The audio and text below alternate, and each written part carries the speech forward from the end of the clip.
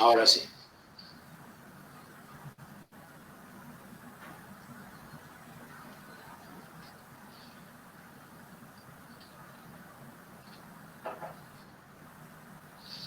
Walter Benjamin, the luminous German Jewish literary and cultural critic, saw in the Paris arcades a message for his time in crisis.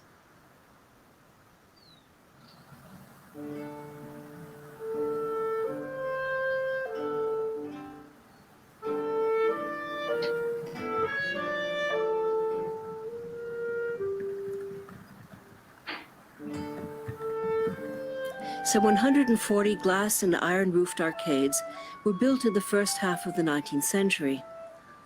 Constructed between two streets or buildings, they merged street and interior, the public and the private. They were designed for shopping and strolling, to see and be seen. In its display of fashion, toys, books, and objects, Walter Benjamin finds lost time embedded in the space of things.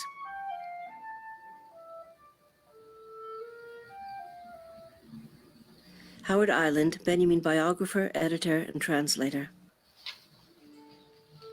Rather than the great moments of history and the great men, the battles and so on, he avoids all of that. It's the everyday life of the city and what he calls the secret history of the city, anecdote, so that he's concerned with advertisements, shop windows, posters, all sorts of ephemera, letters, diaries, all sorts of marginal phenomena. And it's that gives him an insight into the actual everyday life of people living in the mid-19th century. Benjamin thought of himself as a kind of rag picker, as a collector of detritus.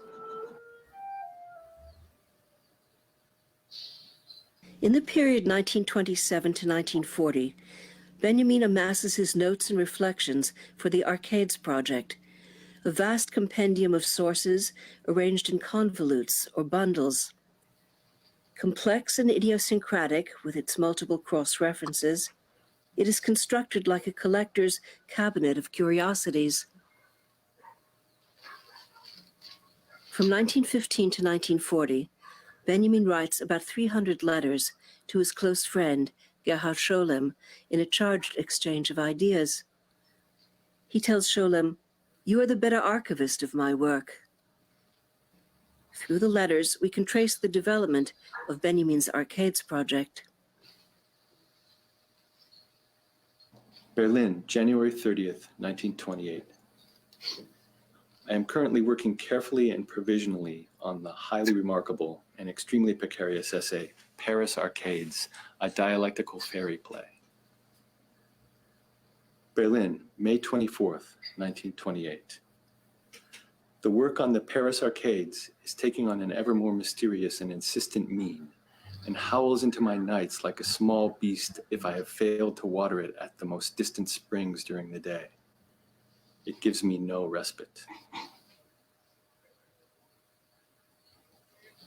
With the Nazis' rise to power in January 1933, the persecution of the Jews increased dramatically. Benjamin writes, "Every attitude or manner of expression that does not fully conform to the official one is terrorized. There is no document of culture which is not at the same time a document of barbarism." Benjamin leaves Germany on March 17, 1933, and goes into exile in Paris. Deprived of means, he moves from place to place, and life becomes increasingly difficult and solitary.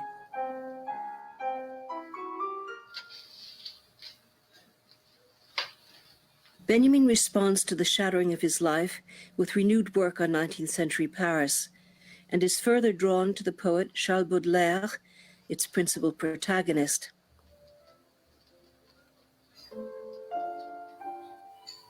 Paris changes, but nothing of my melancholy gives way. New palaces, scaffolding, blocks, old suburbs, everything for me becomes allegory, while my dear memories are heavier than rocks.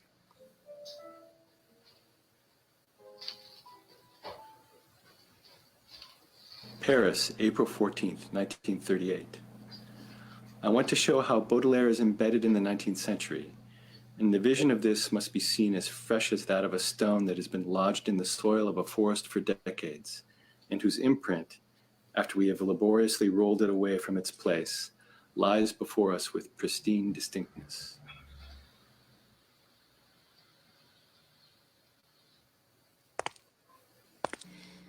Benjamin roamed the streets of Paris like Baudelaire's flaneur, a prince who rejoices in his own incognito.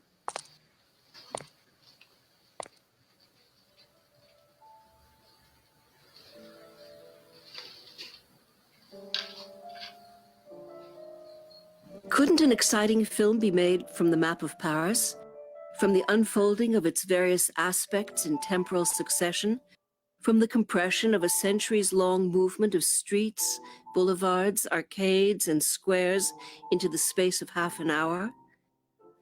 And does the flaneur do anything different?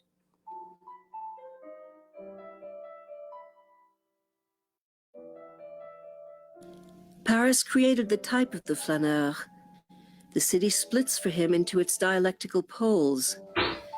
It opens up to him as a landscape, even as it closes around him, as a room. The street conducts the flaneur into a vanished time. For him, every street is precipitous. Nevertheless, it always remains the time of a childhood. The phantasmagoria of the flaneur, to read from faces the profession, the ancestry, the character.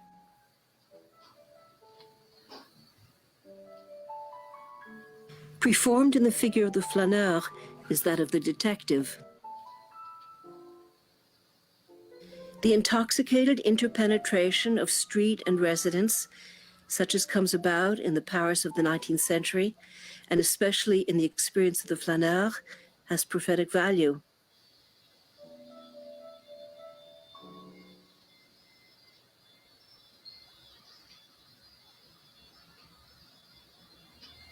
Insofar as the flaneur presents himself in the marketplace, his flânerie reflects the fluctuations of commodities.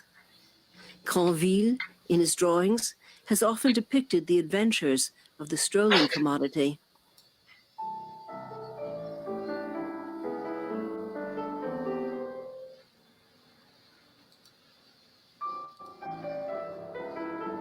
Every fashion is to some extent a bitter satire on love. All sexual perversities are suggested in every fashion by the most ruthless means. Every fashion is filled with secret resistances to love.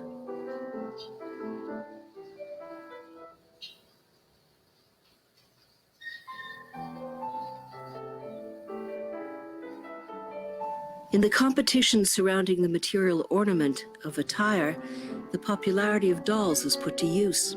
Charles Fourier, 1829. They are the true fairies of these arcades, more saleable and more worn than the life-sized ones, the formerly world-famous Parisian dolls. At a certain point in time, the motif of the doll acquires a socio-critical significance.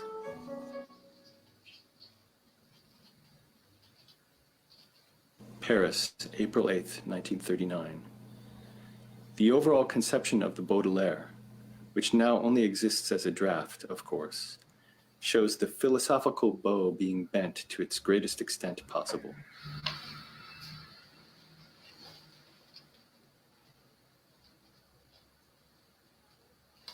The historian today has only to erect a slender but sturdy scaffolding, a philosophical structure, in order to draw the most vital aspect of the past into his net. A philosopher who wishes here to garner fresh perspectives must be someone immune to vertigo, an independent and, if need be, solitary worker. To write history means giving dates their physiognomy.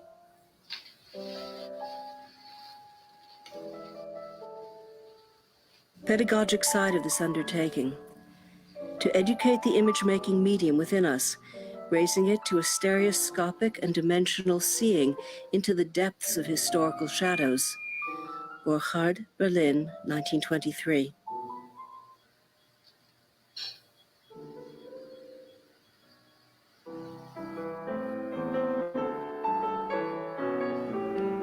The historian is the herald who invites the dead to the table.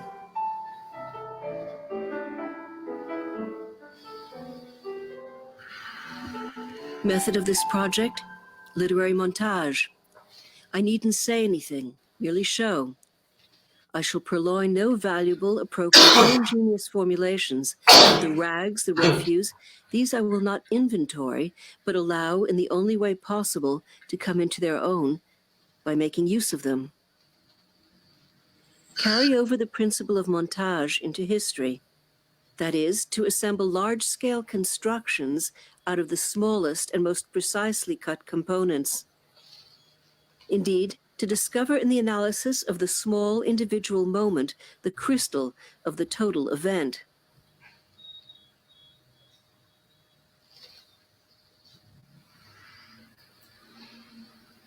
It's not that what is past casts its light on what is present, or what is present its light on what is past. Rather, image is that wherein what has been comes together in a flash with the now to form a constellation. In other words, image is dialectics at a standstill.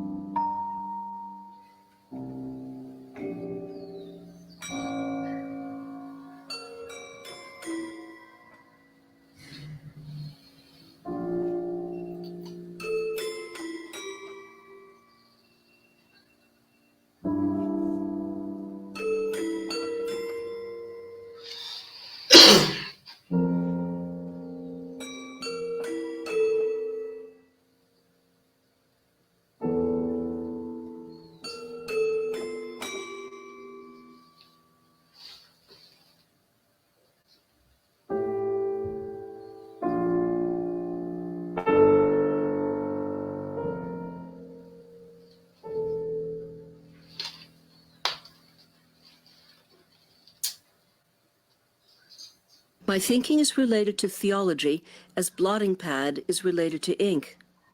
It is saturated with it. Were one to go by the blotter, however, nothing of what is written would remain.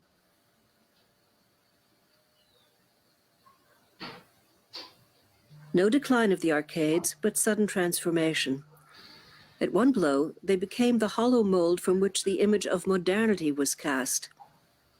Here the century mirrored with satisfaction its most recent past.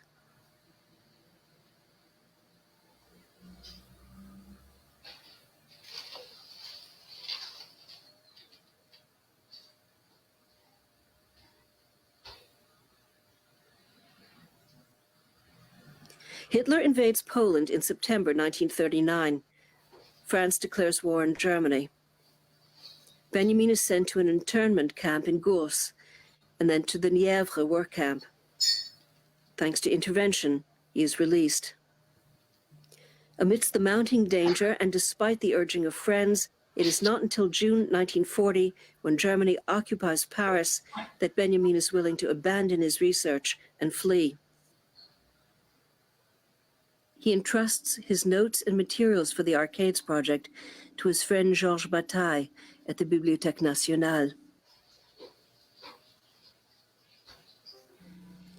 Despite a heart condition, Benjamin, with the aid of a guide, Lisa Fitko, makes the difficult trek across the Pyrenees into Spain. The plan to reach the United States by way of Portugal.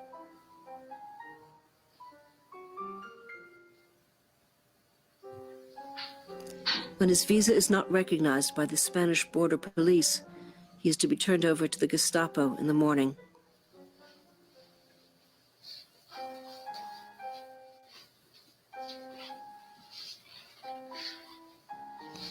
The night of September 26th, 1940, Walter Benjamin commits suicide.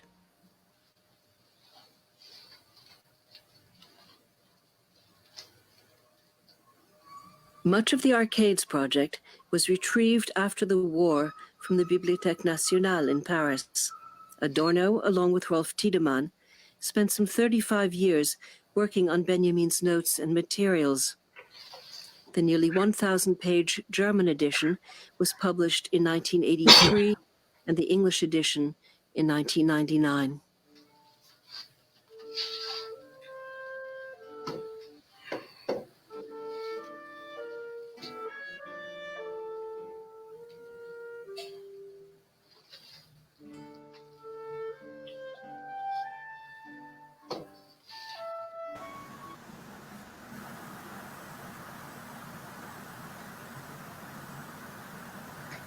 Bien, buenas tardes para todo nuestro público que nos acompaña el día de hoy y también a quienes nos han venido acompañando en las dos conferencias anteriores de este ciclo sobre Walter Benjamin.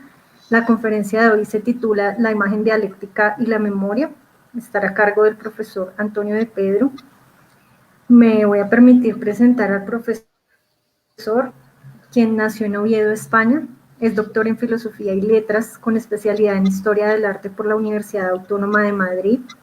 Su trayectoria intelectual ha recorrido los campos de las relaciones arte y ciencia, la filosofía y teoría de la historia y las manifestaciones de la cultura visual, particularmente en los ámbitos culturales españoles y latinoamericanos. Ha participado en más de 20 libros individuales y colectivos de edición internacional. Es autor de artículos especializados publicados en revistas de Alemania, España, Brasil, Colombia, Estados Unidos, México y Venezuela. Ha sido fundador y presidente de la Red de Estudios Visuales Latinoamericanos, REDLAT, fundador y coordinador editorial de la revista electrónica Artefacto Visual, profesor e investigador de diversas universidades públicas de España, México y Colombia. Actualmente se desempeña como profesor de tiempo completo en la Escuela de Ciencias Sociales, la maestría y el doctorado en Historia de la Universidad Pedagógica y Tecnológica de Colombia. Es editor, jefe del subcomité de publicaciones de la Facultad de Ciencias de la Educación de la Universidad Pedagógica y Tecnológica de Colombia.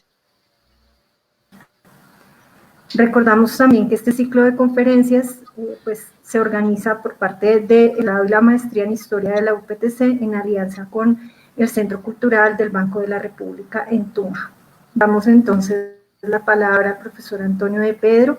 Esperamos sus preguntas a lo largo de la conferencia. Pueden escribirlas para formulárselas al final. Muchas gracias. Adelante. Bueno, buenas tardes a todas y todos. Bienvenidos a esta que será la tercera conferencia que vamos a desarrollar de este ciclo de conferencias sobre la obra del intelectual alemán berlinés Walter Benjamin. En esta ocasión, el tema de esta conferencia tratará sobre la imagen dialéctica y la memoria y en este proceso de ir enlazando unos temas con otros, culminaríamos, digamos, con esta conferencia los aspectos más teóricos y fundamentales de la obra de Benjamin. Es obvio que van a quedar muchísimas ideas, muchísimas preguntas e interrogantes en relación con la obra de este autor. La cuarta conferencia, que será dentro de unos días, ya serán formados por canales habituales, ya se plantearía otros problemas de relaciones en cuanto a los que hemos estudiado la obra de Walter Benjamin y desde qué presupuestos, ideas y conceptualizaciones lo hemos hecho. Bueno, empezaré diciendo, aparte de lo que acabo de decir, que una imagen dialéctica es una imagen contradictoria. Una imagen que nace del choque de contradicciones entre el pasado y el presente, entre la teoría y la práctica. Como imagen dialéctica es también una imagen de las semejanzas. Las semejanzas que se establecen entre el pasado y el presente. Unas semejanzas pensadas para transformar a ambos, tanto al pasado como al presente, y para a la vez también salvar a ambos. Por lo tanto, una imagen dialéctica es, a su vez, una imagen salvífica. Benjamin las cataloga como imágenes fugaces, frágiles, solamente visibles en la luminosidad de un relámpago que aparece en el instante de peligro. La imagen dialéctica también forma parte de una constelación de imágenes. Una constelación de imágenes que son en torno a citas y objetos de estudio. Es entonces, por tanto, una forma de presentación, mejor dicho, de representación del pasado de una manera no habitual. Una representación mónada, impregnada de fragmentación.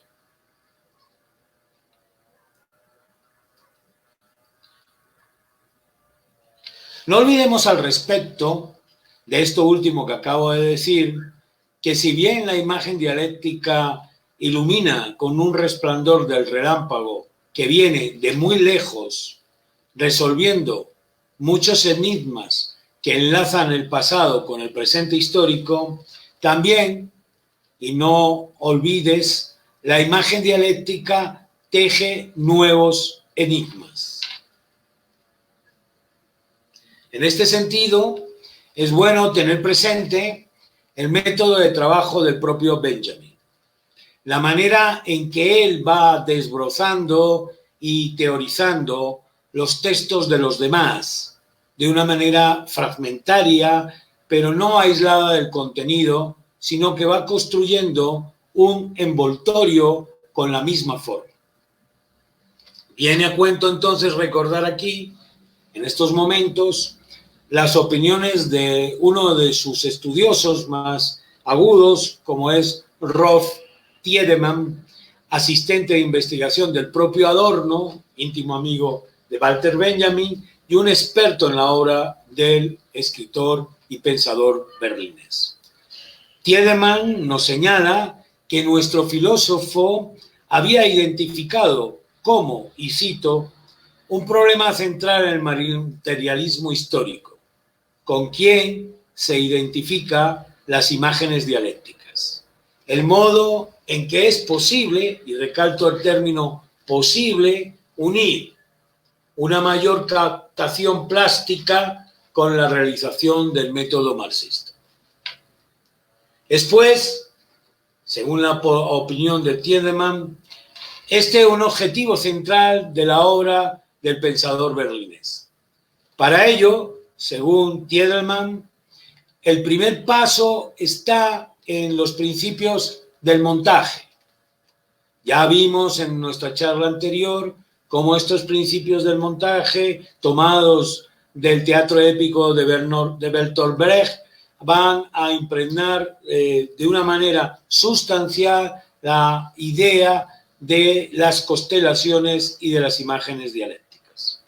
Así que, tomando estos principios del montaje teatral y al que hemos aludido, hay un montaje entonces dedicado a levantar una gran construcción dialéctica, una construcción dialéctica materialista, pero con elementos constructivos que son muy pequeños. Manera esta que le permite descubrir a Benjamin en el análisis de lo pequeño, incluso también de lo marginal, el momento singular del acontecer total. Para Tiedemann, las innumerables citas de Benjamin en el caso de su gran obra, el libro de los pasajes, constituyen parte de esas piezas, de esas pequeñas piezas de esos materiales necesarios para el desarrollo de una idea de qué y para qué la historia tenga un fin. Será entonces interpolando en lo infinitamente pequeño que estas cosas pequeñas iluminan la construcción del todo, cobrando nueva vida. Si Benjamin recomendaba al historiador trapero, como vimos en la charla anterior, estar atento a los residuos que deja la historia historicista, el propio Benjamin, como alter ego de ese historiador trapero, también lo hace en su propio trabajo. El momento de peligro en la vida de Benjamin era el mismo momento del acceso del nazismo al poder. El nazismo y el fascismo habían llegado para instalarse en el contexto europeo con una fuerza inusitada y posteriormente devastadora. Por eso, podemos imaginarnos al mismo Benjamin sintiéndose amenazado, acorralado por el momento histórico que le tocó vivir. Pero su amenaza no es solo como sujeto particular, ni siquiera como representante de un grupo como el judío perseguido por la Alemania nazi, sino su temor, su horror de sentirse amenazado es como sujeto histórico, como sujeto social. Por eso también los textos de Benjamin son textos históricos en la medida de que dan cuenta de ese instante de peligro. Y eso es muy bueno tenerlo presente cuando nos acercamos a las obras de Walter Benjamin.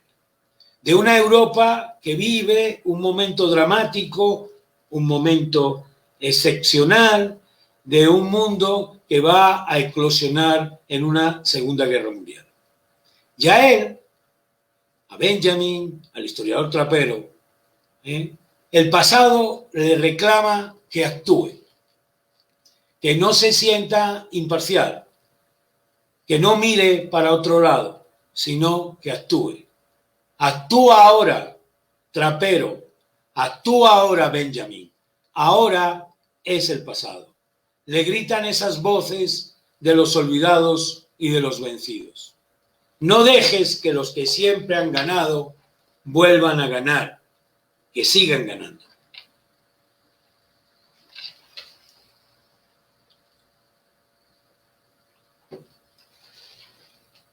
En su texto, Franz Kafka, en el 10º aniversario de su muerte, del año 1934, uno de los textos que iban a formar parte del inconcluso libro de los pasajes de Benjamin, le dedicó un mayor trabajo y una mayor profundidad. Y en él podemos encontrar un buen ejemplo de cómo surgen y cómo se representan iluminando las imágenes dialécticas. En el apartado identificado como el hombrecillo jorobado o el hombre jorobado, Benjamin nos propone una lectura de los textos kafkianos, una lectura original e incluso en algunos momentos pareciese inusitada.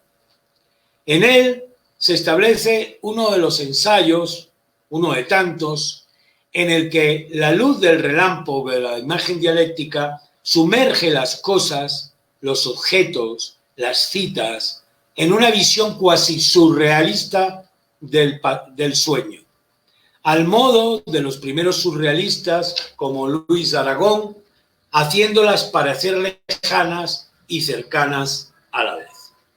Y cito: como mero contenido onírico, dice Benjamin, cuyo lenguaje solo podía descifrarse de manera indirecta, dirigiendo la óptica del sueño al mundo de la vigilia. Se liberarían entonces los pensamientos ocultos y latentes que dominaban en su interior. Como indicase el poeta y pensador Paul Valéry, en una de esas citas recogidas por Benjamin en sus constantes visitas a la Biblioteca Central de París, y cito, dice Valéry, dice lo que dice recogido por Benjamin, sí, digo, veo esto aquí, veo esto ahí, afirma Valéry, no se establece por ello una equiparación entre yo mismo y la cosa. En el sueño, por el contrario, sí que se da una equiparación. Las cosas que yo veo, me ven. Yo las veo a ellas como ellas me ven a mí. Fin de la cita. De la misma manera, las imágenes dialécticas de Benjamin las vemos y nos ven. Son entonces pura percepción onírica. En algún lugar de ese texto del hombrecillo o del hombre jorobado, Benjamin recoge una frase del proceso de Kafka, de la obra del proceso de Kafka. Una frase final de la obra del proceso de Kafka, que dice, era como si la vergüenza tuviera que sobrevivirle. La vergüenza, nos dice Benjamin, no es ya solo esa íntima reacción del ser humano, sino también es una reacción socialmente exigente. La vergüenza no es solo vergüenza frente al otro, sino, y cito, que puede también ser vergüenza por el otro. Como decimos en castellano, sentimos vergüenza ajena. Una vergüenza que vamos a compartir con el otro avergonzado. Benjamin propone entonces la idea de que Kafka comparte su vergüenza, la obra de Kafka, su vergüenza con la vergüenza de su familia. Y esto de su familia debería ir entrecomillado. Una familia desconocida, dice Benjamin, pero que le impide revelarte de tus funciones o revelarse de sus funciones como escritor. La familia desconocida de Kafka está conformada por los personajes de sus novelas y relatos, integrada por personajes humanos y también animales, una familia que según nuestro filósofo le apremia a mover edades con la escritura. Y cito, en cumplimiento del mandato de esta familia, hace rodar la bola de sucesos históricos como Sísifo la piedra. Pero en plena tarea de mover la piedra, una piedra que no es otra que el mundo del pasado, de sus ancestros, la piedra que sube y baja, queda esta piedra expuesta a una luz. La pregunta de por qué está expuesta a la luz es de dónde viene esa luz. Benjamin no nos lo dice, pero pensamos por un momento, o pensemos todos por un momento, en la luz del relámpago que produce la imagen dialéctica.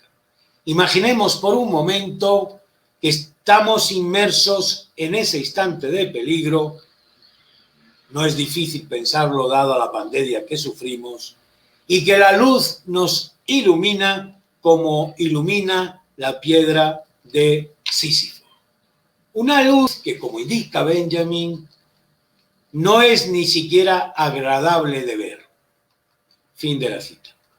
Pero a la que Kafka, ángel de los enfermos, como así lo llamó alguna vez Benjamin, es capaz de sostener la mirada. Una luz que ilumina ese mundo cenagoso, originario, salvaje y promiscuo y a la vez tan común que se construye en los textos del escritor checo. Un mundo que ha olvidado sus orígenes, aunque sigue imponiéndose estos orígenes sobre el presente. Y es el presente, afirma Benjamin, que está en el presente ese mundo tan promiscuo, originario, salvaje y cenagoso, porque precisamente ha sido olvidado. La luz que ilumina ese mundo de la literatura kafkiana es la luz que proviene del olvido, del pasado olvidado, porque el olvido, al igual que la vergüenza, tampoco es algo exclusivamente individual.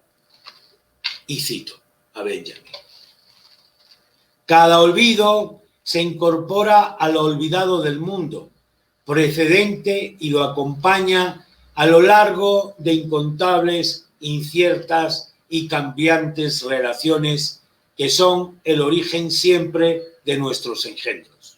Recordemos lo de los enigmas iluminados y los nuevos enigmas que la imagen dialéctica crea.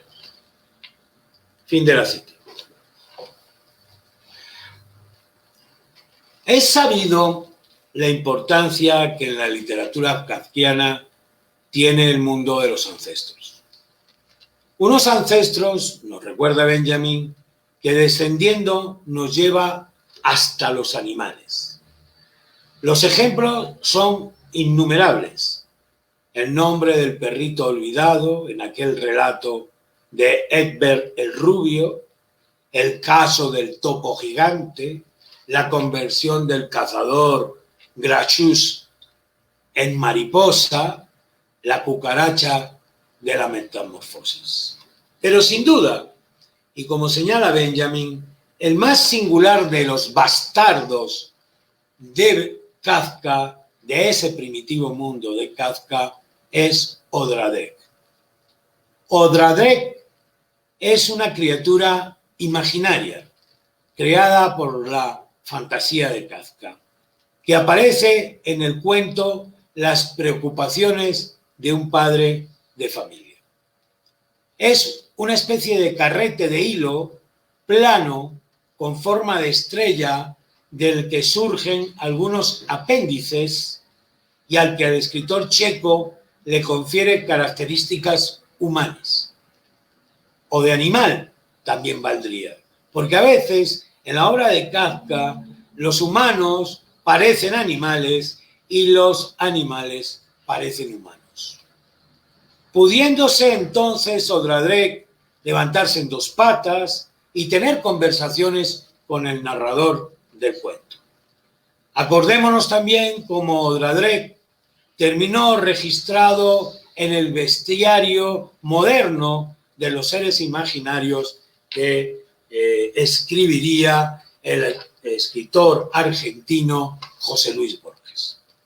Odradek, entonces, es para Benjamin la forma que adoptan las cosas en el olvido. ¿Cómo son esa forma que adoptan las cosas en el olvido? Deformadas. El mundo ancestral y primitivo de Kafka está plagado de formas y seres deformados. Y de todas ellas, el insecto que representa a Gregorio Samsa en la Metamorfosis, el animal medio cordero y el medio gatito, ninguna es más representativa también que la figura del jorobado. Aquel hombre con la cabeza profundamente inclinada sobre el pecho, como los personajes funcionarios de Kafka, todos encogidos de hombro, con la cabeza metida, sosteniendo el peso del mundo. Este hombrecillo jorobado, afirma Benjamin, es el habitante de la vida deformada que desaparecerá cuando llegue el Mesías. Ya hablamos de quién es el Mesías, ¿verdad? El Mesías es el advenimiento de la conciencia del sujeto histórico. Por lo tanto, la llegada del Mesías es la revolución. El Mesías entonces irrumpe la historia. El Mesías no aparece, como piensa la socialdemocracia, al final de un desarrollo. El Mesías es la revolución. El hombre jorobado es un símbolo del olvido, de los oprimidos. Él forma parte de esa constelación de imágenes dialécticas que iluminan el universo del historiador trapero. Sobre sus hombros recae el peso del mundo, de las injusticias de los olvidados, de esa piedra iluminada de Sísifo que tantas veces ha subido y bajado a lo largo de la historia. Porque la historia de los oprimidos es discontinua, es dialéctica. La historia como continuo, como progreso, ya lo hemos recalcado muchas veces, es simplemente la historia de los opresores. Porque como afirma Benjamin, iguala todo por abajo. Esa no es la tradición auténtica, dice Benjamin. La conciencia de las discontinuidades históricas es lo propio de las clases revolucionarias en el momento de la acción, en el momento del instante de peligro. El jorobadillo siempre está aquí, viene de muy lejos, de un mundo muy antiguo, como es el mundo de las tradiciones a las cuales Kafka hace continua referencia. Pero el jorobadillo siempre está aquí, como nos recuerda Benjamin rememorando aquella canción popular sobre este hombrecillo travieso, juguetón, que goza estropeando las cosas, impidiendo las labores cotidianas o molestando a los niños. Es el jorobadillo, ese trasgu que todo asturiano conocemos muy bien y que ha estado, como en el caso de Kafka, incrustado en nuestra anciana memoria popular. Dice la canción del jorobadillo alemana: ya está aquí el jorobadillo para hablarme al oído. Querido niñito, te lo suplico, reza también por el jorobadillo. No te olvides de mí, susurra el jorobado al oído del joven de cada generación que toma el relevo del anterior, como una imagen dialéctica que es recuerdo involuntario de la humanidad redimida. No te olvides de mí, que soy la sal de la tierra, la representación de los vencidos y de su sufrimiento. El historiador trapero de Benjamin, que hace uso de las constelaciones de las imágenes dialécticas, posee entonces la mirada de un vidente.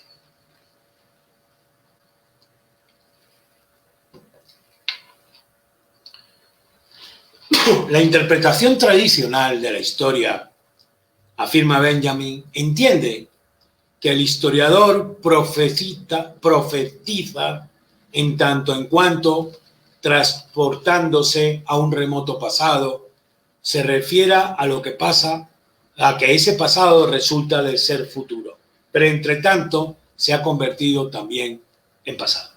Fin de la cita. Pero las cosas no resultan así como piensa el historicismo, como piensa el historiador tradicional. Esa realidad empática que casi siempre resulta empatía con el vencedor y redunda en provecho, afirma Benjamin, de los que están mandando, debe ser superada por el materialismo histórico. La labor del historiador trapero, su mirada de vidente, dice Benjamin, se enciende en las cumbres de acontecimientos de pasadas generaciones que se han ido desvaneciendo con el paso del tiempo. Debe pasar, entonces, críticamente a evaluar, a criticar y analizar en lo que se llama el inventario del botín que los vencedores exhiben ante los vencidos. Un inventario de botín, un botín que el historicismo ha llamado y convertido en cultura. La mirada del vidente del historiador del materialismo histórico, por tanto, debe ver esa cultura con espanto. Y es, en ese sentido, según Benjamin, que lo oscuro, y cito, resulta más transparente que a los contemporáneos de antaño que marchaban al ritmo de su tiempo.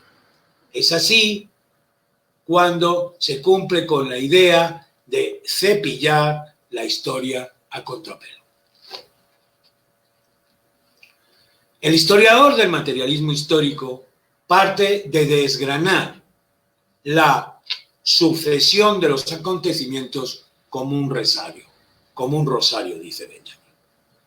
En su tesis A sobre el concepto de historia, el pensador berlinés nos recuerda: capta la constelación en la cual ha entrado su época con una época anterior, perfectamente determinada. Funda así un concepto del presente como tiempo actual en el que han penetrado astillas del tiempo mesiánico. Fin de la cita. Astillas de un tiempo mesiánico. Es precisamente lo que Kafka logra crear con su literatura. La profundidad del escritor checo, afirma Benjamin, toca un fondo que ni el acontecimiento intuitivo metafísico ni la teología esencial puede ofrecer. Un enano jorobado es la teología que está al servicio del marxismo. Un hombrecillo jorobado es esa figura persistente, indiscreta y juguetona que no nos deja dormir, que no nos deja tener paz. Y cito otro verso de la cancioncilla. Si entro en mi cuartito para hacerme la camita, ya está un jorobadillo partiéndose de risa. Dice la canción popular alemana.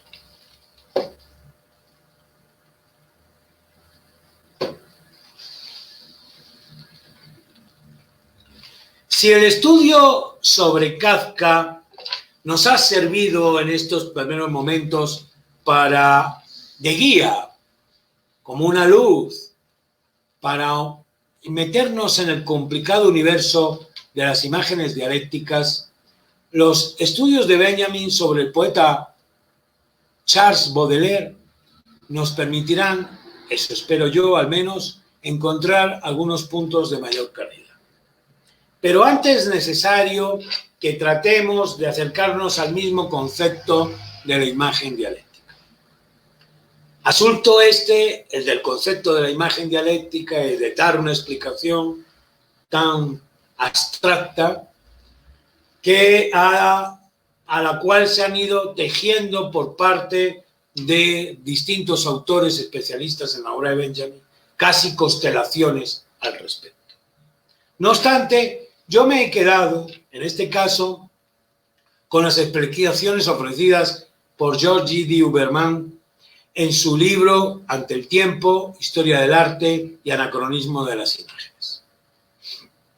D. Huberman señala que las imágenes dialécticas benjaminianas no están emparentadas con la idea de la imagen como imitación de las cosas, sino, y cito, con el intervalo hecho visible, con la línea de fractura entre las cosas, lo que significa que la imagen puede ser al mismo tiempo materia y psíquica, externa e interna, espacial y de lenguaje, morfológica e informe, plástica y discontinua.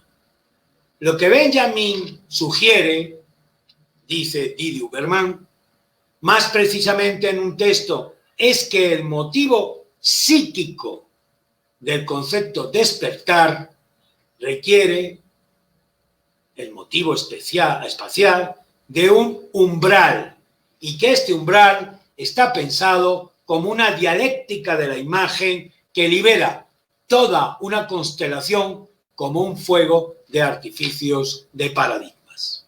Es decir, fin de la cita anterior. Es decir, estamos ante una explosión y al hacerlo, esa explosión muestra, aunque sea por muy poco tiempo, la verdad. Ahora bien, lo que era en Kafka profecía, en Baudelaire se va a convertir para Benjamin en alegoría. El ingenio melancólico del poeta francés, nos dice el pensador berlinés, es alegórico. Todos sabemos que Baudelaire es el poeta de esa modernidad que irrumpe en el París de finales del siglo XIX y que transforma de manos del arquitecto Haussmann su aspecto urbanístico, rompiendo con las experiencias vitales de sus habitantes. Ese desconcierto que va a producir y es producto del nuevo orden de lo moderno queda apresada en la memoria alienada del personaje fundamental de Baudelaire, que es el flaneur. El paseante sin rumbo es el flaneur. Un tipo de individuo ocioso, un observador atento y a la vez indiferente. Un solitario que puede sentir el deseo de perderse entre la multitud o el impulso de buscar el falso pintoresquismo de los pasajes para aislarse del fragor de la gran ciudad. Sobre un personaje sobre el que la modernidad lanza como guiños sus fantasmagorías. Baudelaire es el flaneur de ese París moderno. Pero, como nos recuerda Benjamin, lo moderno no deja siempre de citar a la prehistoria. En ese sentido, el profético K, personaje indiscutible de Franz Kafka, se une al flaneur baudelairiano. Se une en su representación de lo perdido.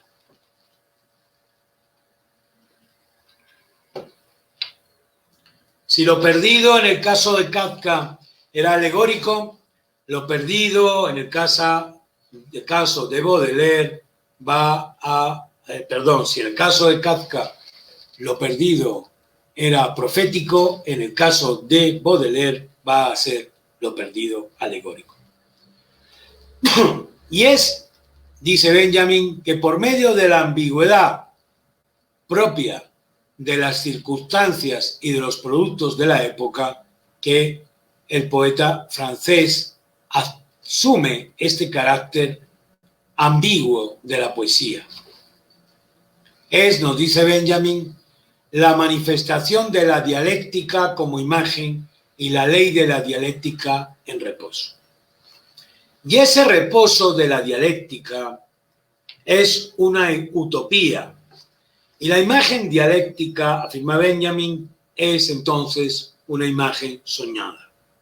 Cuando uno piensa en esa ley de la dialéctica en reposo, de la que nos habla Benjamin, inmediatamente se me viene a la mente un escenario muy singular. Un escenario de una especie de carrusel invisibles de imágenes, soñadas pero presentes en el inconsciente colectivo, una serie de imágenes producto de un caleidoscopio, que están ahí, en el caleidoscopio, en una especie de no lugar, de modo inactivo, precisamente en reposo, como esperando a un sujeto, a un niño, a una persona mayor, que las active. El caleidoscopio es un tubo en cuyo interior se encuentran una serie de pequeños pedacitos de objetos, vidrios, telitas de diferentes colores, pedacitos de conchas, pedacitos de piedras falsas, etcétera, que por voluntad del manipulador y en base a un movimiento de rotación se combina de 1000 maneras diferentes. Es decir, las imágenes se van montando y desmontando en el interior del tubo por el que miramos, activadas y desactivadas en cada accionar, en cada rotación del tubo. Así, los pequeños objetos que están en el interior del tubo y que por un efecto de espejo van a construir distintas imágenes, colisionan unos con otros en el interior de este juguete óptico, o de transfigurador, como se le llamaba en su época, o de anteojo francés, como también se le llamaba. Así, cada nueva imagen que vemos a través del tubo es el resultado de un shock interior entre los objetos que están en el interior del tubo. El tubo recoge residuos, desechos insignificantes por sí mismo, pero profundamente alegóricos en sus combinaciones, a modo de desmontajes erráticos, aleatorios en su formación. La variedad de posibilidades es un aspecto que sin duda constituye una metáfora del concepto de la imagen dialéctica manejada por Benjamin. Las imágenes del caleidoscopio, las imágenes del tubo por las que vemos son imágenes que metafóricamente pueden ser las imágenes dialécticas. En el interior del tubo todo se desmorona, como en el mismo curso de la historia, en el que el concepto de catástrofe es algo fundamental. Nos dice Benjamin, el curso de la historia, tal y como se presenta bajo el concepto de catástrofe, no puede elevar más pretensiones sobre el pensador que el caleidoscopio, en la mano de un niño que cada vez que lo gira, destruye un orden para hacer nacer otro nuevo. Fin de la cita. Ese orden roto produce conmoción. En Baudelaire, esa conmoción se llama shock. Y el shock, está impregnado de una fuerte energía. Benjamin, siguiendo a Freud y a su discípulo Theodor Reich, como ya mencionamos en la charla anterior, establece diferencias entre recuerdo e impresiones, entre memoria consciente y memoria inconsciente. Según Freud, nos dice Benjamin, la conciencia en cuanto tal no coge ninguna huella de la memoria. Por el contrario, la suya, la función de la conciencia, es igualmente importante, la de servir como defensa frente a los estímulos, frente a la energía de esos estímulos, frente a las amenazas de esas energías, sigue diciéndonos Benjamin, que son las energías del shock. Cuando más habitualmente se registra en la conciencia, tanto menos habrá de contar en su repercusión traumática. La recepción del shock queda aliviada por un entrenamiento en el dominio de los estímulos, tarea en la cual, en el caso de emergencia, puede contribuir tanto el recuerdo como el sueño. Así, el shock, sigue diciéndonos Benjamin, queda apresado y atajado de tal modo por la conciencia que ésta le dará al incidente que lo provoca el carácter de vivencia en el sentido estricto. Y esa vivencia esterilizará el incidente, al incorporarlo inmediatamente al registro de nuestro recuerdo consciente para toda experiencia poética. Fin de la cita.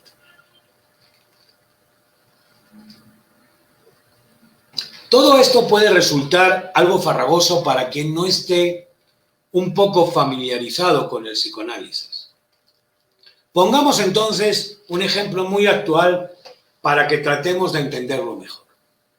Nuestro actual momento, caracterizado por la impronta de una pandemia que afecta a la salud y la normalidad de la mayoría de los habitantes de este planeta, nos sitúa en un instante de peligro.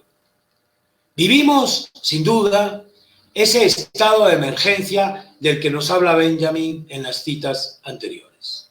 La gran mayoría de la población mundial no ha vivido situaciones extremas similares a las que hoy vivimos, ni ha sufrido medidas que restrinjan de manera masiva su vida cotidiana en todos los aspectos. En este sentido, y de acuerdo con lo que hemos señalado anteriormente, estamos sufriendo un shock colectivo. Hoy en día se habla incluso de shock traumático e incluso hay toda una teoría al respecto de ello. Un shock sobre el que no tenemos ningún registro y ningún tipo de defensa mental. Por el contrario, nos encontramos creando esas defensas frente a los estímulos del shock. De tal manera que si pudiéramos sufrir otro proceso parecido en el futuro, incluso en nuestro futuro inmediato, otra vivencia de este tipo, entonces ocurriría que el shock, por emplear palabras de Benjamin, quedaría apresado y atajado de tal modo por la conciencia que ésta le dará al incidente que lo provoca el carácter de vivencia, y esa vivencia esterilizará el incidente. Visto así, la acción artística de Baudelaire es haber colocado en su poesía la experiencia del shock traumático que vivió su generación del paso de la París del siglo XIX al París de la modernidad absolutamente capitalista. La transformación de la moderna París. Ahora bien,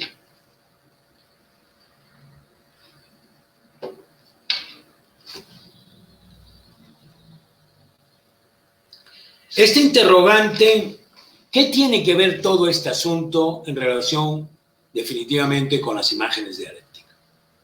Esta pregunta requiere, al menos a mi modo de ver, dos respuestas. Una corta y otra un poquito más larga. La primera, la corta, señala que las experiencias del shock quedan concentradas en un nuevo orden de las cosas. El caleidoscopio ha girado nuevamente y en su interior se ha producido un nuevo shock que ha alterado la representación anterior. Los pequeños objetos dentro del tubo se han movido y se han reordenado, producto de una nueva vivencia. La respuesta larga, por el contrario, nos lleva un poco más allá. Mejor dicho, nos lleva por otro camino que está emparentado con la idea de rememoración o reminiscencia utilizada por Benjamin. Para eso, Benjamin, siguiendo a Marcel Proust, que era un buen lector del poeta Baudelaire, señala que el tiempo, lo señala Proust, está en Baudelaire como desmembrado. Y desmembrado de una manera extraña, dice Proust.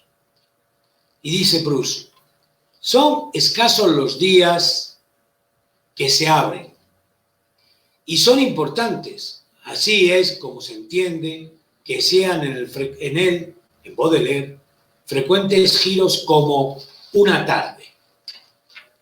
Fin de la cita. Benjamin señala que esos días son en Baudelaire días del tiempo de la consumación.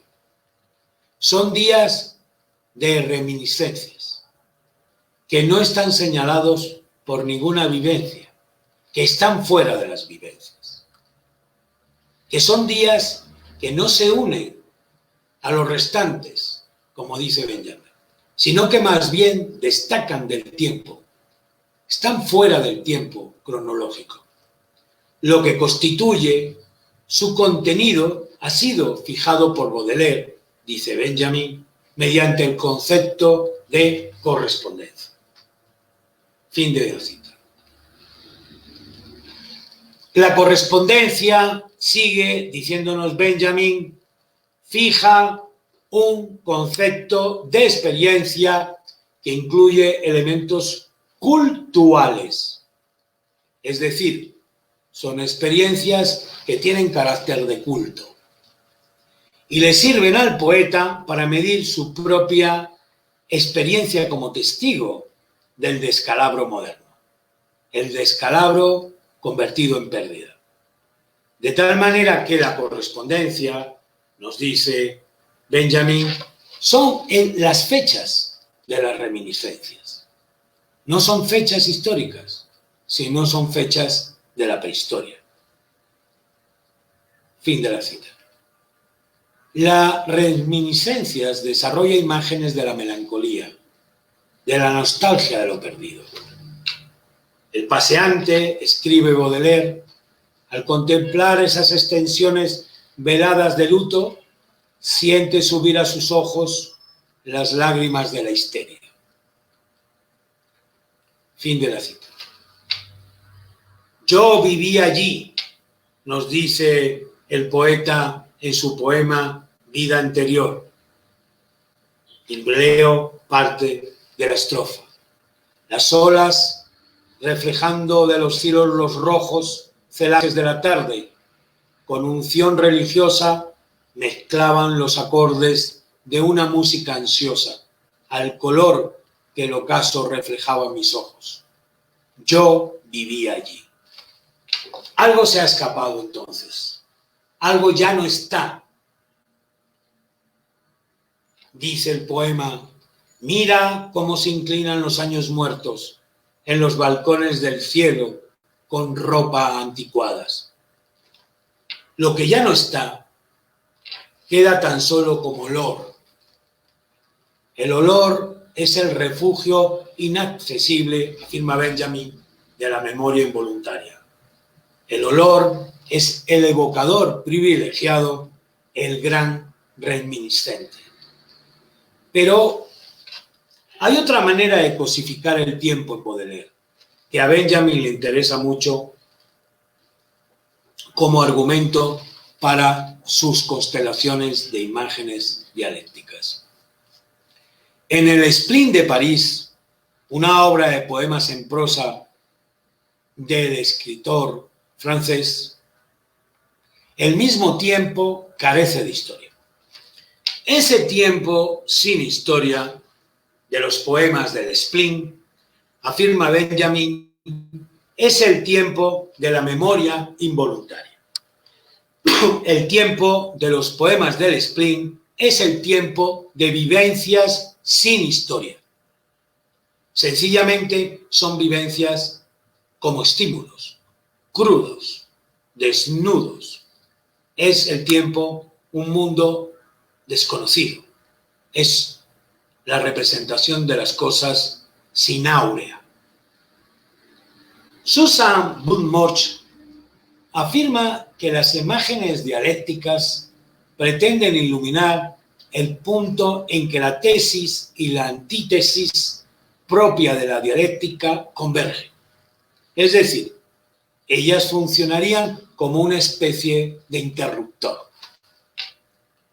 Dice la filósofa norteamericana, deteniendo ese interruptor, deteniendo los efímeros fenómenos y poniendo en movimiento al pensamiento o alternativamente choqueando, de shock, al pensamiento al punto de detenerlo y poniendo en movimiento los objetos reivificados al hacerles perder su familiaridad de segunda naturaleza. Fin de la cita. Así como en el sueño, según Valéry, las cosas que tú miras también te ven, los objetos reivificados de Susan Budnorch, de los que nos habla la norteamericana, alcanzan su condición onírica de iluminación profana. Los surrealistas le enseñaron a Benjamin que la iluminación profana era también materialista y antropológica, y que ésta no tenía nada que ver con la revelación religiosa. Esta iluminación debía ser incorporada a la historia.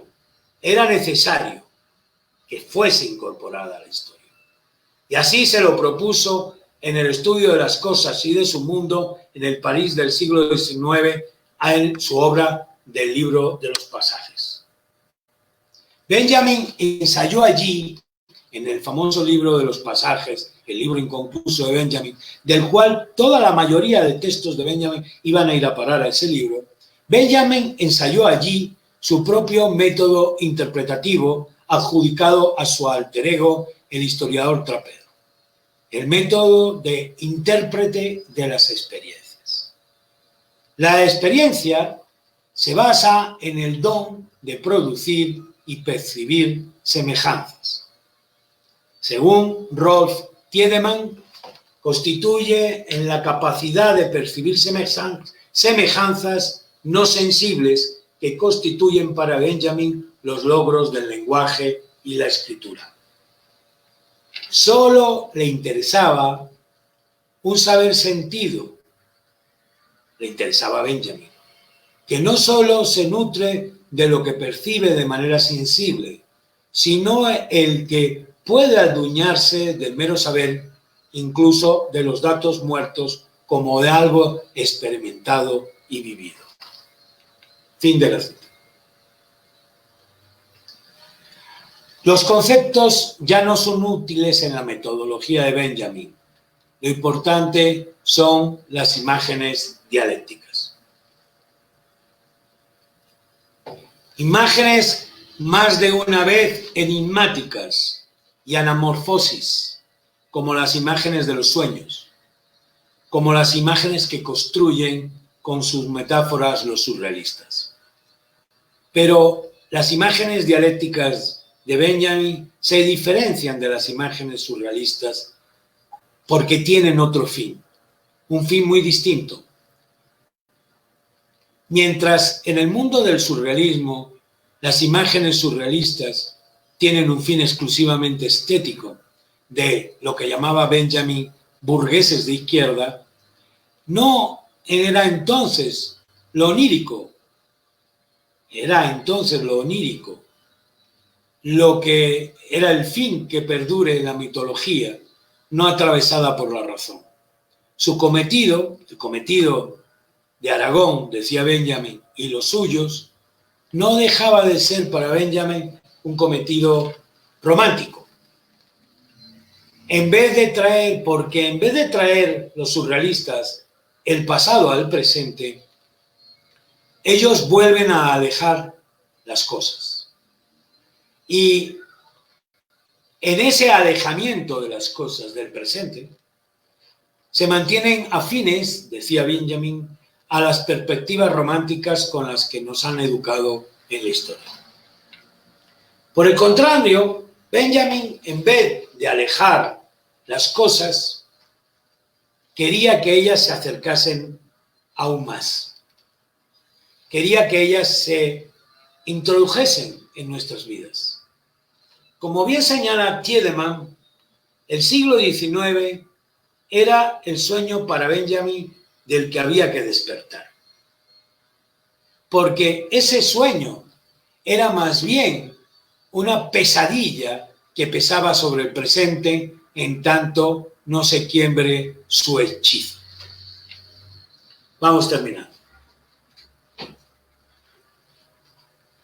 Los personajes de Kafka y Baudelaire se convierten en la familia del mismo Benjamin.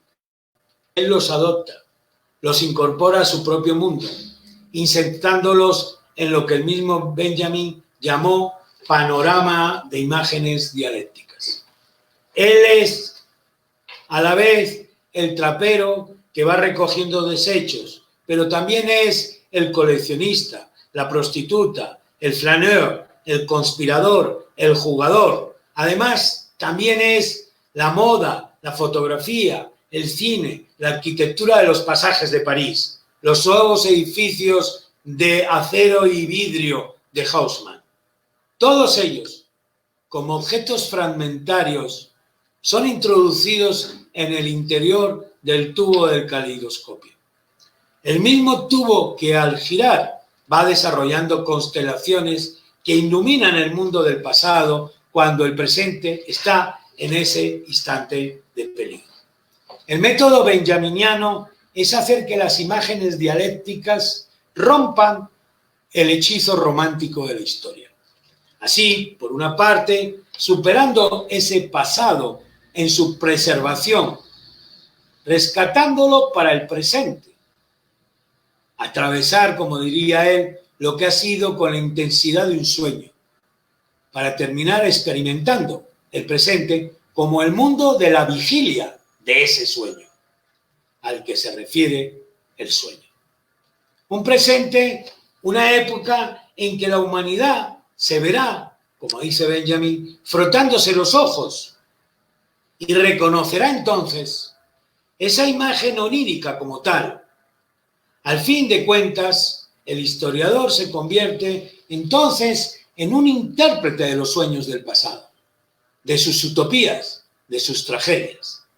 De tal manera, dice Benjamin, el historiador ya no debería ubicarse dentro de la historia, sino dejar que lo pasado ingrese a su vida, un patos de la cercanía.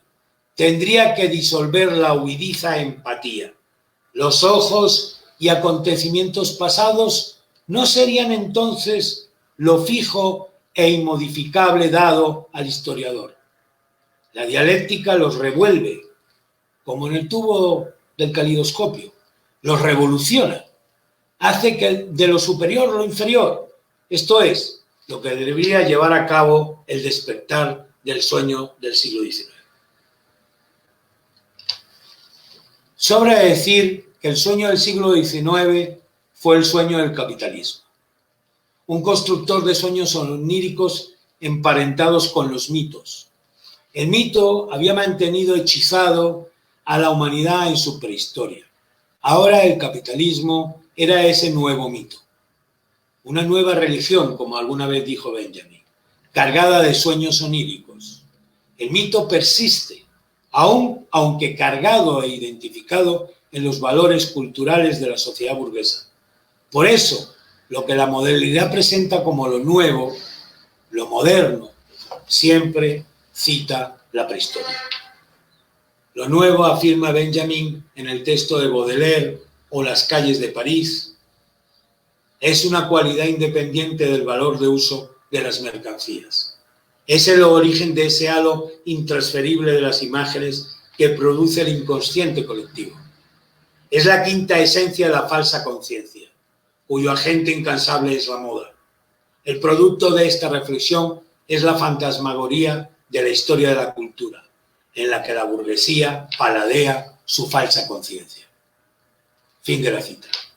Por eso es necesario establecer el despertar, a apreciar estos elementos oníricos del sueño del capitalismo. Por eso este despertar a apreciar estos elementos oníricos es un ejercicio elemental del pensamiento dialéctico. Y por eso también el pensamiento dialéctico es el órgano del despertar histórico. Es así como cada época sueña la siguiente, una de las frases famosas de Benjamin. Pero no solo la sueña, sino que precisamente es en el sueño que se sueña, a su vez, el despertar.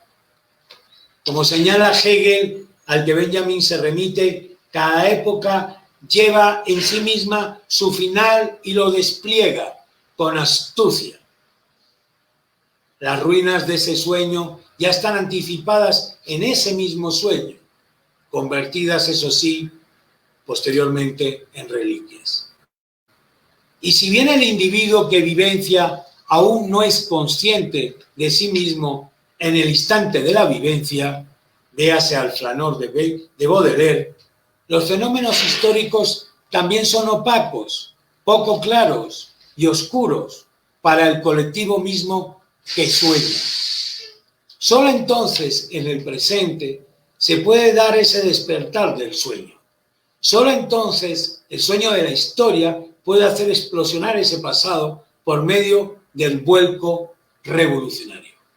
Y cito, la penetración dialéctica, afirma Benjamin, en contextos pasados y la capacidad dialéctica para hacerlos presentes es la prueba de la verdad de toda acción contemporánea.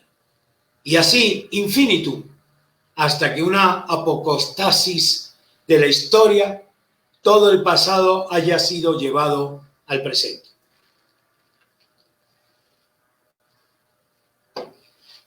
Al estallar del tiempo en las imágenes dialécticas coincide con el nacimiento del verdadero tiempo histórico. Es entonces este despertar del sueño el tiempo de la verdad.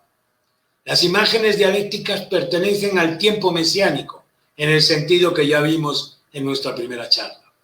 El mesianismo es introducido, como señala Tiedemann, como una suerte de investigación histórica. El sujeto histórico es, en todo momento, la misma clase luchadora y oprimida. El historiador trapero, ese llamado por Benjamin un profeta vuelto hacia atrás, debía convertirse en ese historiador dialéctico, en el heraldo de esta clase, de las clases oprimidas. A él, como miembro de su generación en el presente, se le ha concedido, acordémonos de estas palabras de una de las tesis sobre la historia de Walter Benjamin, una débil fuerza mesiánica, fuerza que reclama el pasado. Y él cumple con este cometido cuando captura esa imagen irrecuperable del pasado que amenaza desaparecer con todo el presente que no se reconozca aludido en ella. Muchas gracias.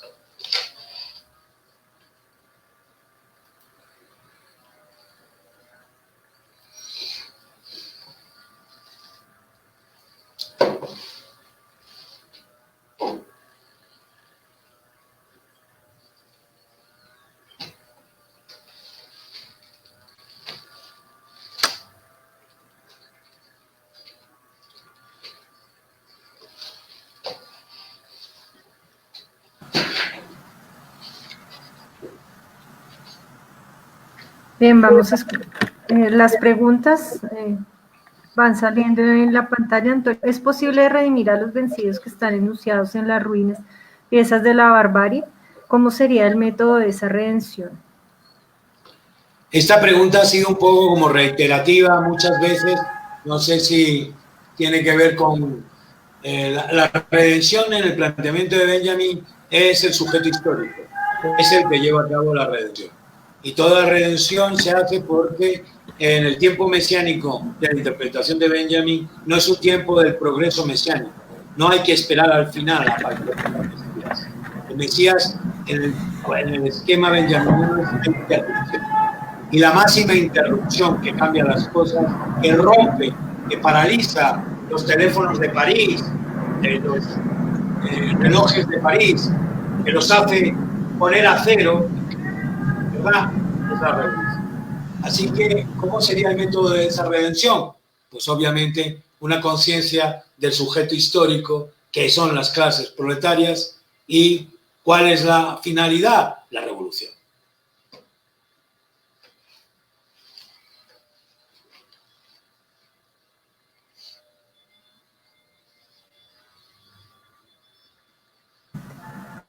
De Gisela Molina, ¿cuál considera que es la relación entre imagen dialéctica y alegoría planteada en el Trocerpiel? Algunos catalogan la imagen con crítica a la mercancía y la alegoría con la melancolía, pero metodológicamente pueden ser equiparables. El problema de las imágenes dialécticas es que hay que tener puede confundir el término imagen Imágenes se refiere a una serie, digámoslo así, es muy difícil explicar algo que los que manejamos el término imagen sabemos de qué va. La imagen no es solo un cuadro, no es una escultura. No, una imagen puede ser una imagen literaria, una imagen conceptual, es tesis, citas y objetos. El problema de las mercancías, en el caso de Benjamin, él lo analiza en el momento en que analiza el París de Baudelaire.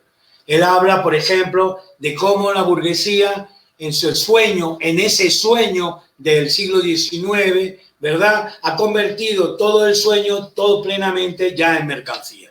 Evidentemente. Claro, el flaneur baudeleriano es un tío que queda atónito, queda choqueado, como es la expresión por ahí. Está choqueado ante lo que ve derrumbarse un mundo en el cual él pertenecía y que se está desapareciendo. Y que lo único que queda de ese mundo son pequeños vestigios que ya no están en lo otro. Así, que son vestigios residuos de esa situación.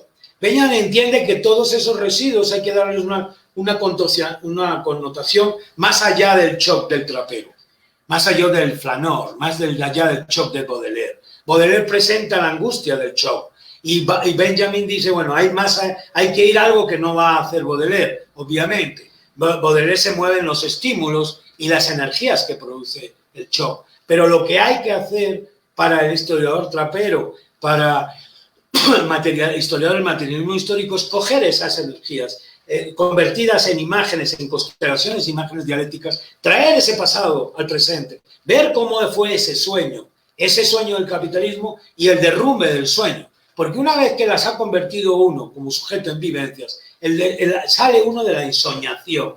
Porque el problema que veía Benjamin es que la gente del siglo XX seguía ensoñada en la utopía capitalista, del sueño capitalista, ¿verdad? Todavía seguimos en ese sueño. Esa es un poco la situación que está planteando Benjamin. Es decir, el despertar es un despertar de conciencia, pero para entender el despertar y para despertarse es necesario saber de ese pasado en sus objetos, en sus desarrollos, en las manualidades, en las no manualidades, en los individuos, hasta en las cosas más nimias, ¿verdad? En las cosas pequeñas se encuentran las totalidades que están expresadas de un paradigma histórico, ¿verdad?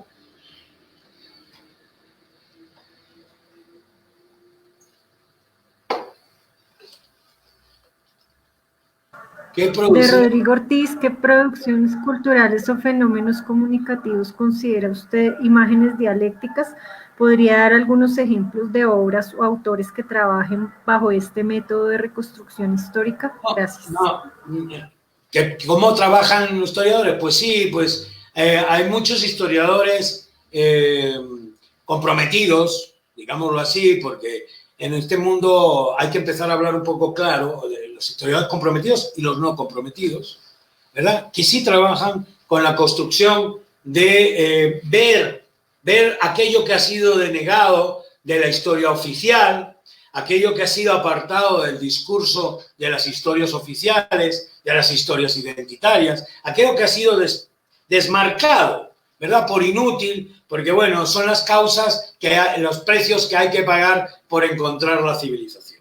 Pues ahí, en esos precios que hay que pagar por encontrar la civilización, es donde encontrarán muchos historiadores, ¿verdad? Pequeñas cosas, elementos, esas mónadas, a modo de imágenes dialécticas, que van desgranándose, que el historiador, con su manera de hacer, más sabia o menos sabia, puede ir desgranando. Ya hemos hablado de la idea que un historiador del materialismo histórico no construye los contextos de los objetos como si fuera un escenario en donde mete sujetos, ¿verdad? No es un escenario, no es un escenario. Lo que es, para un historiador del materialismo histórico, los contextos están en los propios objetos. Los objetos generan sus propios contextos. Esta idea es muy benjaminiana, porque es que el objeto, ¿verdad?, va a generarlo, como acuérdense la figura de Pablillo Valladolid. Esa idea de que el objeto genere sus propios contextos es algo que está ligado a la propia filosofía del materialismo manejado por Benjamin, ¿verdad? De tal manera que en la fricción de esas ideas, esas imágenes dialécticas, cuando friccionan, porque son dialécticas, porque tienen tesis y antítesis, porque son fragmentarias, porque no están redondas, porque son fogonazos, es ahí donde un historiador cualquiera puede encontrar la esencia de hacer una historia que reclame una historia que no sea el discurso oficial. Nos pregunta Edwin Bernal, ¿qué papel juega la estética en la memoria vergonzante? Pues no veo la relación que pueda haber entre estética y memoria vergonzante. La estética es una disciplina. Tendríamos que precisar mucho más, Bernal, esta pregunta, porque la estética es una disciplina, no es una categoría, es una disciplina que en sí misma está compuesta de categorías. Y vergonzante, no entiendo por qué has relacionado una cosa con otra. Lo siento, no te puedo responder a esta pregunta. Listo. Otra, Richard Michel dice, relaciono la imagen dialéctica con la fotografía en la medida que al ver una foto nos remitimos al pasado. ¿Es esta premisa acertada o no? Me gustaría saber de dónde extrajo la cita que dice, cada olvido sobre los enigmas. ¿Qué obra es esa? Esas son obras que tienen que ver con, por ejemplo, Baudelaire, Kafka. Yo he manejado para esta bibliografía los estudios sobre Kafka, los estudios sobre Baudelaire, los de Tiedemann, los Buchholz, etc. Un amplio repertorio, pero esa cita es real y es una cita textual de Benjamin, ¿verdad? Con respecto a la primera parte, si las fotografías, Benjamin tiene un estudio sobre la fotografía, una pequeña historia de la fotografía y fue uno de sus, digámoslo así, caballitos de batalla. También fue para Baudelaire. Baudelaire se quedó muy frustrado ante la fotografía, obviamente. Y en el arte, en la era de la reproducción técnica, vuelve a aparecer la fotografía, el problema del áurea y de lo que no es áurico, como un elemento de pérdida del áurea en la fotografía. Era un concepto, el del áurea, que puede llevarnos aquí otros 6 meses, ¿verdad? El asunto es que si las fotografías forman parte de las imágenes dialécticas, sí, las fotografías pueden formar parte de las imágenes dialécticas, pero no se les olvide que para que actúen como imágenes dialécticas hay algo que yo dije y que quizás lo dije de pasada y no se entendió muy bien, pero ya lo había recalcado en la exposición anterior, en la charla anterior. El montaje. El problema de las fotografías es el montaje. No de la fotografía en sí en el montaje, no. ¿Qué hacemos con las fotografías? ¿Qué hacemos con las citas que aludimos a las fotografías? No que estén aludidas por las fotografías, sino que nosotros decidimos que esas fotografías aluden ciertas citas que no fueron pensadas para esas fotografías. ¿Qué hacemos con otros objetos que están ligadas a las fotografías o queremos nosotros que estén ligadas? ¿Verdad? Porque ese es el problema es el montaje y el remontaje. Y para eso está el texto de Benjamin sobre el teatro épico de Brecht. Es decir, esa es la gran aportación de Brecht a la teoría benjaminiana, la teoría del propio montaje, ¿verdad? El montaje es la base fundamental. Por eso a Benjamin le interesaba tanto el cine, porque el cine es puro montaje. Las películas se hacen en el montaje. Al cine, al fin de cuentas, son fotografías estáticas, que por la velocidad de la máquina se conforman en fotografías en movimientos. Un fotograma es una fotografía, pero en movimiento son muchas escenas. O sea, hay una fantasía del movimiento, pero quien da el sentido al argumento, a la película, a la realidad de la película, no es el plató donde se ha filmado, no es el tiempo de la filmación, es el tiempo que aparece en el montaje. El montaje es la idea fundamental en la construcción de la historia en base a las imágenes dialécticas. Listo. María Fernanda nos dice, dentro del pensamiento de Benjamin, ¿cómo se relaciona la representación de la imagen dialéctica bajo la estructura de un tiempo fracturado, si es que está fracturado? El tiempo está fracturado porque es dialéctico. La propia concepción de tiempo dialéctico es tiempo fracturado, porque un tiempo dialéctico es un tiempo con tesis, antítesis, tesis, antitesis y conclusión. No es un tiempo homogéneo, es un tiempo que va y viene, es un tiempo fragmentado, es un tiempo que diríamos hoy transversal, pero pluridimensional. Es un tiempo distinto al tiempo de la cronología evolutiva, de la idea de progreso, que ya hablamos antes, de la idea apocalíptica del progreso, ¿verdad? Es un tiempo distinto al que maneja y al cual criticaba profundamente Benjamin en muchas de sus tesis del tiempo que maneja el historiador, incluso socialdemócrata. Es un tiempo distinto, es un tiempo de la fragmentación, porque el pensamiento de los vencidos es un tiempo que está ahí, ha quedado como un pozo, que está ahí, viene y vuelve y viene, va y viene, como una constelación que se le aparece al historiador trapero en un momento de peligro, pero en esa imagen se condensan todas las aspiraciones que han sido por la historia frustradas, ¿verdad? Y que en ese instante de peligro tienen que darse solución. Porque si no se dan solución, vuélvese a acumular otra vez ese carrusel que aparece. Y es una imagen muy débil, dice Benjamin. Puede desaparecer inmediatamente si no le prestas mucha atención, si no te das cuenta de lo que ocurre. Miren, yo me sirve mucho este tiempo de la pandemia. Estamos en el tiempo del peligro, instante de peligro. Y la sociedad va a salir de esto como entró, sin cambios. Va a haber cambios peores. Porque quien tiene el sujeto histórico, que tiene que darse cuenta de que está en el instante de peligro y utilizar esto para hacer los cambios necesarios, no lo está haciendo. No lo está haciendo. No lo está haciendo ni el historiador trapero, no tenemos historiadores traperos. Tenemos filósofos traperos, sí, algunos. Badiou, Gillet y otros más, Rancière. Pero no tenemos historiadores traperos. Nadie está hablando sobre la pandemia de 1918. Está hablando como una reliquia de la pandemia de 1918. Y no está agarrando ese tiempo de la pandemia de 1918 y lo está interceptando en la pandemia del 2020. Eso es lo que haría un historiador del materialismo histórico.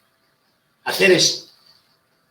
No, un historiador, historicista, como los que hay, lo que están haciendo es remitirse a la pandemia de 1918 como un dato histórico.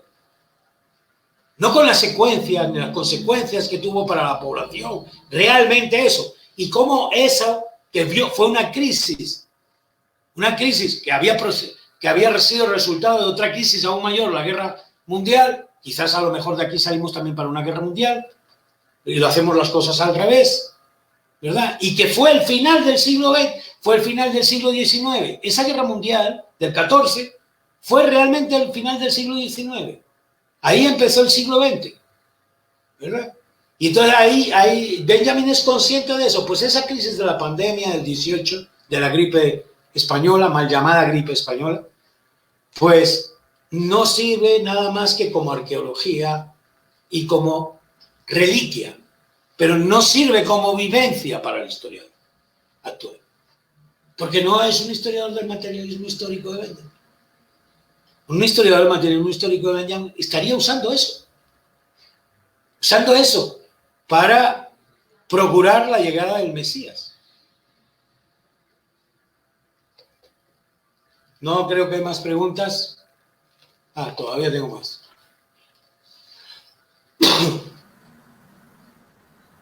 Frente a la historia continua de los vencidos, una historia dialéctica de los olvidos como estrategia del historiador trapero. No, yo creo que ya esta pregunta yo ya la he contestado muchas veces a lo largo de estas 3 conferencias, frente a la historia continua de los vencidos, pero la pregunta realmente no hay pregunta. Dice, ¿una historia dialéctica de los olvidos? No, dialéctica de los olvidos no. precisamente lo que no se procura es olvidar. Las imágenes dialécticas son lo que dicen no me olvides. No me olvides. Es el jorobadillo. En castellano popular, la palabra jorobarse o estar jorobado es que te estén dando la lata, ¿verdad? Que estés fastidiado, que estés ante una situación con muchos problemas.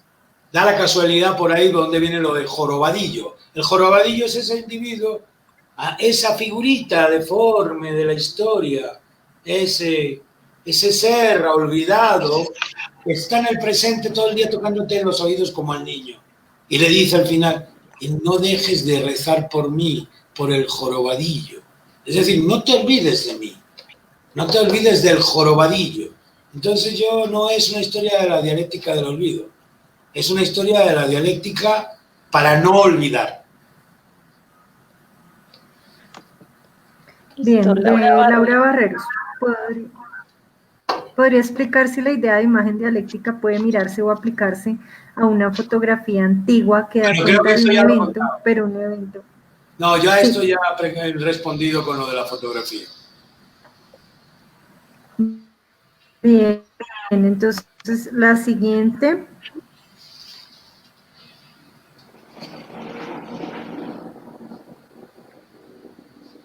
¿Qué nos garantiza que el sujeto histórico al redimir la historia termine entronizando una nueva forma de opresión?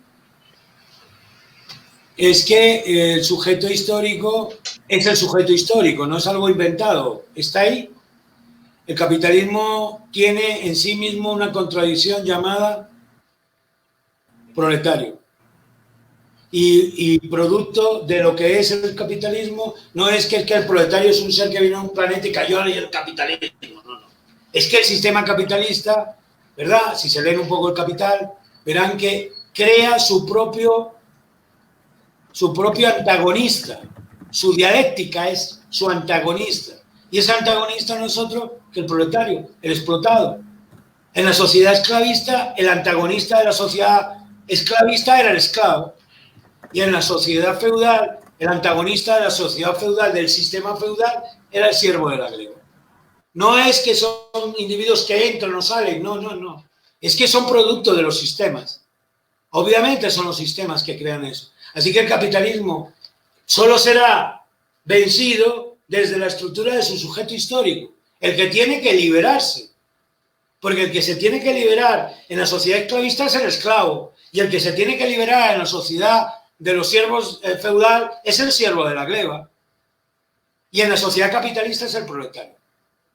Es obvio que se tiene que liberar, porque ese es su sujeto histórico.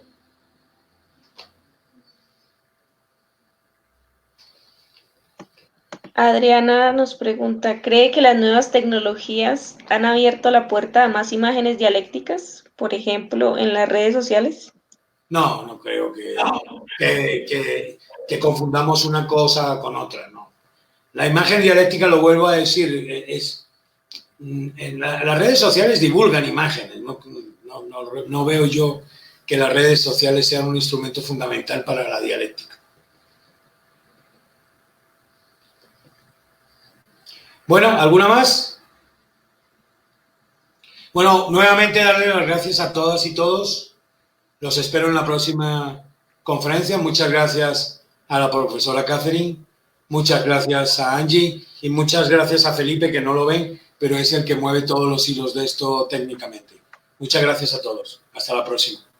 Listo, muchas gracias por participar. Los esperamos el próximo miércoles 27 de mayo a las 2 de la tarde, hora Colombia, para finalizar con este ciclo de conferencias. Hasta pronto.